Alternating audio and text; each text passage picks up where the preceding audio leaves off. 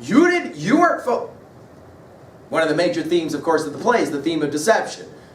John Proctor, even though he has told Abigail Williams that he slept, even though he's told his wife, Goody Proctor, he slept with Abigail Williams, he still doesn't want to come full disclosure and say, I was with Abigail Williams and she told me about this thing happening in the... Why? Because he still feels what? That's it. Guilt. That is it. Guilty. See, we're back to this thing. In other words, at some point, that's the source of the guilt, right? In other words, you go, oh, man, I totally brought this on myself. What an idiot. It's too late, though. Can't undo it. Of course, we've got to have this thing called the climax, right? And by the way, a lot of this plot hill stuff was fleshed out by a German dramaticist named Freytag, who kind of played this game of a lot of study. If you look at a lot of great works of literature that are especially plays, dramatic, you kind of see this movement of the three, the tripartite, the beginning, the middle, the end. The conflict leads to the climax. Now, some people will say the climax is the most exciting point in the play, and that's a sophomoric way to say it, no question. But the climax is actually, write this down, the fruition of the conflict. When the conflict comes to its penultimate fruition, another way to say it is the climax is going to be the moment when the audience is going to watch this fall happen. That is another way to say it. What one of my juniors once called the Jack moment. Okay, fine. That's it. The Jack moment. See, watch this. If you've been following this play at all, when is it clear John Proctor is jacked? When is it clear for you? It's over. And of course we will say, this is the third act, isn't it? Notice where we are in the third act. We are in the courtroom scene, aren't we? And we've got it ready to finish. All we have to do now is watch John Proctor go in front of the court and go, I slept with this girl. And everybody goes, no way! And he goes, yeah, and she told me this whole thing about the witchcraft stuff is all contrivance. And the reason why she made up the witchcraft stuff is she's trying to get rid of my wife, Elizabeth. And that's what's going on with all this foolishness with needles in stomachs and all that kind of garbage. It's simple. The audience is like, oh man, watch this, watch this. This is the genius of seeing how Aristotle's already helping us to know how to read Miller. And so the audience goes, oh, the third act. Again, like I said, hey, follow this. When you go and you watch the play, you're not turning pages. Right? Think about the last concert you went to.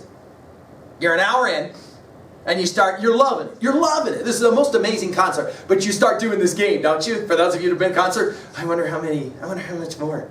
Crap. This has got to end tonight. This is like, man, I wish this didn't have to end. I wonder how many more songs. Wait, and you start going through all the songs you know they haven't done yet in the concert. I hope they get, right? And then they do that whole thing where they go off stage, but then they come back and everybody gets really loud and they do this kind of thing, right? When you're watching a performance, you don't know that there's other pages. When you're reading it, you can do that thing. Oh yeah, there's four acts and there's more pages. You don't know that if you're watching the performance. So when you sit in the audience and you watch and John Proctor steps up in front of everybody and says, yo, I'm the guy. You go, oh, well, that's going to be the end of it. Sucks to be him.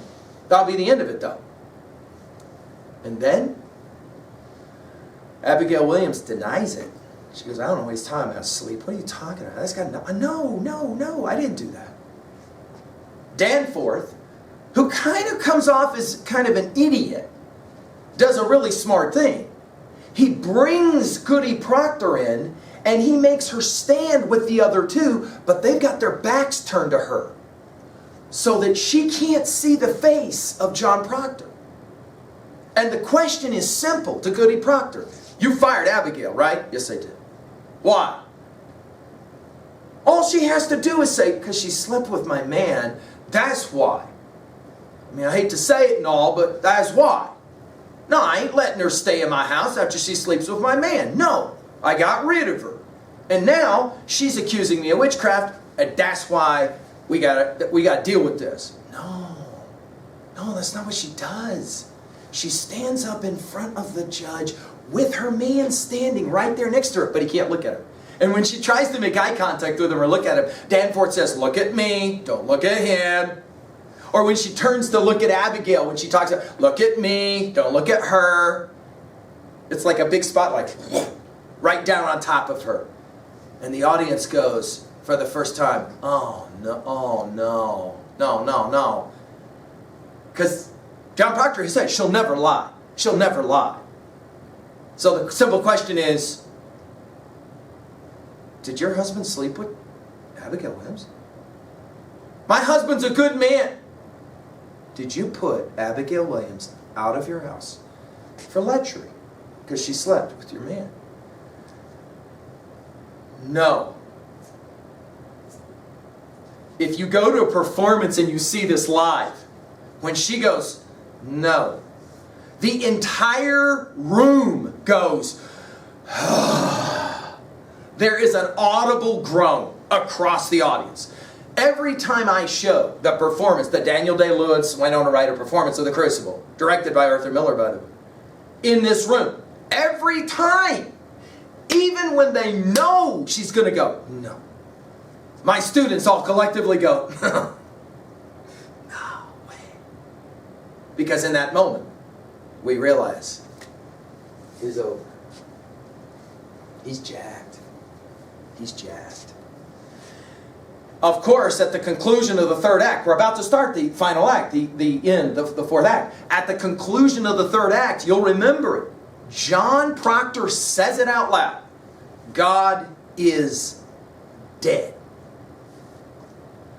Now of course, Nietzsche made this very famous in his Madman passage from Gay Science. God is dead, we have killed God, blah, blah, blah. A passage we'll study in our senior year.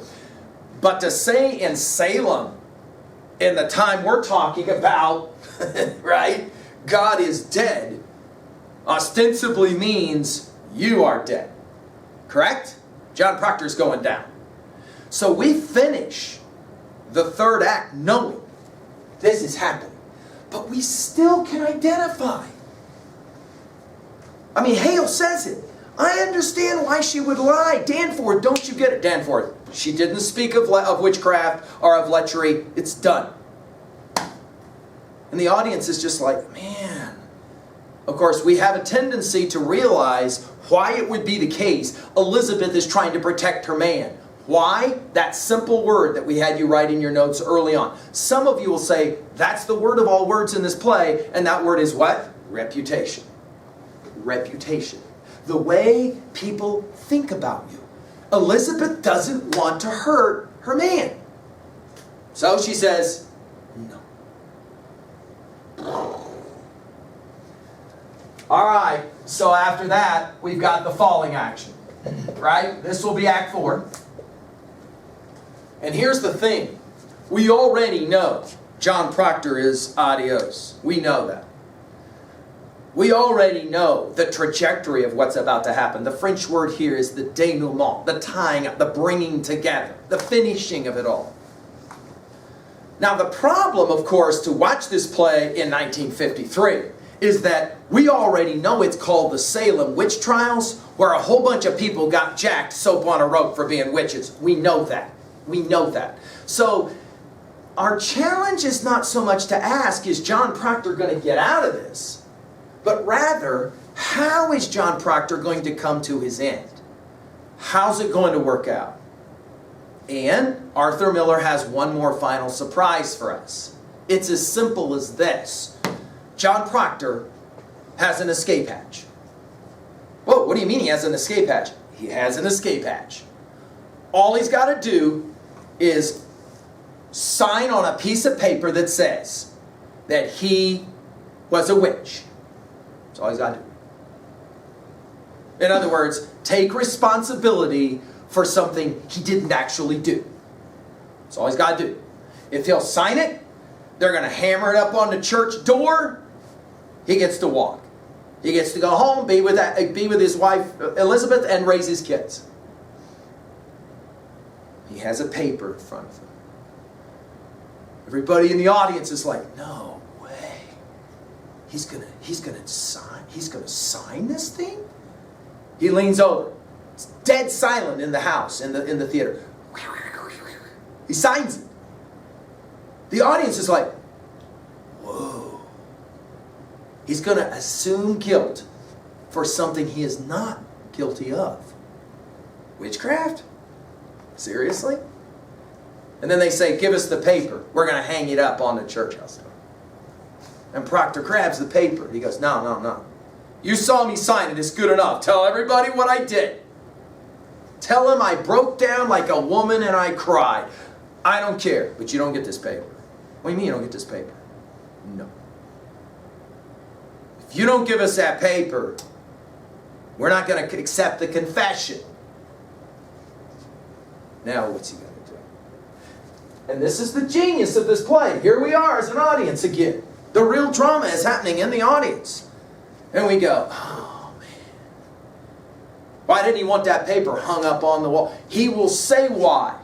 Because how am I going to live in Salem? How will I raise my little children?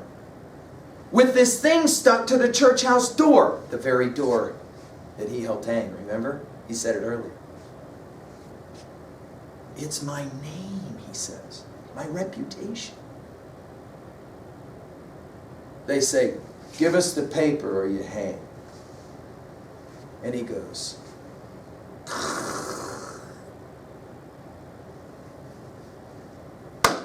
the powerful symbol moment. He's already torn, remember? He's already torn up the warrant they brought for Elizabeth. That's, of course, a naughty, naughty act. And he tears the sign. And at the end of the performance, John Proctor will have fallen.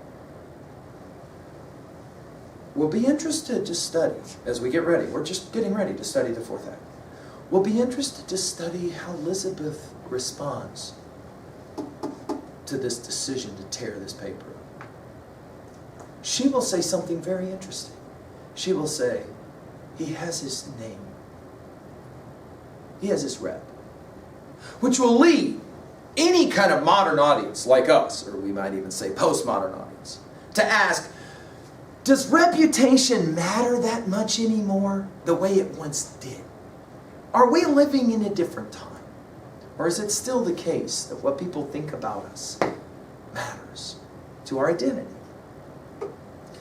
So that by the end of the play, we cannot be shocked if we know our Aristotle. By the end of the play, we cannot be shocked that John Proctor is going to end up soap on a rope. We can't be shocked by that.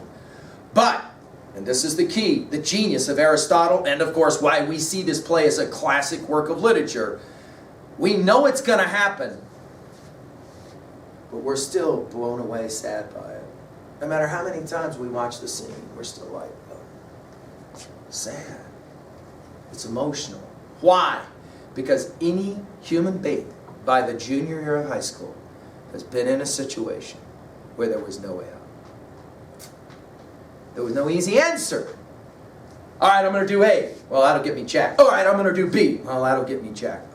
All right, well, I'm just going to stay here and do nothing. Well, that'll get me jacked. We've all been there. We've all known that. And what this play does is it reminds us of that. And in that moment, Aristotle says, that's true. That's true drama. The drama is what happens out in the audience.